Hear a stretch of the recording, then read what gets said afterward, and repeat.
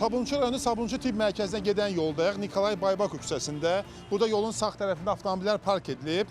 Sol tərəfdə isə bir avtomobil yolu qalır ki, orada da avtobus sərnişin düşürmək üçün saxlayanda yolda tıxac yaranır və sürücülərin narazılığına səbəb olur.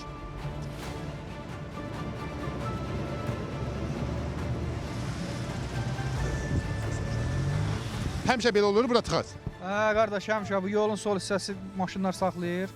Əsas da çasvik vaxtlarında axşam işdən sonra hərəkət eləmək olmur. Həmişə burada olur belə tıxaclar. Yüngülvarı olur da hərdən. Bu tıxacı yaradan burada nədir? Valla çok avtobus yolu biraz qabaqda olsun. Nəsə belə bir şey də. Maşınlar da avtobus dayanacaq pis yerdədir ona görə.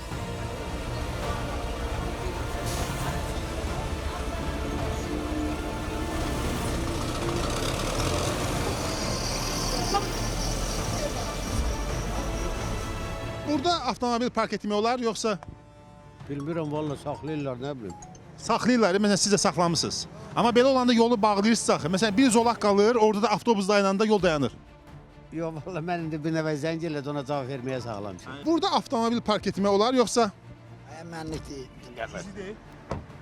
Pastayanı saxlayır hamı burada. belə olanda yolun biri bağlanır da, qalır bir yol, bir zolaq. Onda da avtobus dayanır və tıxac. Bilmirəm ki, hamı saxlayır da burada. Bu yolda tıxacı yaradan nədir? Buraya qıraqda dayanan maşınlar. Qeyd edilən ərazidə Sabunçu rayon polis idarəsinin Dövlət Yol Polis şöbəsinin əməkdaşları tərəfindən mütəmadi olaraq dayanma və durma qaydalarını pozan sürücülərlə bağlı inzibati tənbih tədbirləri həyata keçirilir. Yolun ensiz olması və ümumi istifadədə olan nəqliyyat vasitəsi dayanacaqda dayandığı halda soldan ötüb keçmə çətinləşir və sıxlığın yaranmasına real zəmin yaranır. Odur ki, sürücülər dayanma və durma qaydalarına ciddi şəkildə riayət etməli və sıxlığın yaranmasına səbəb olmamalıdırlar.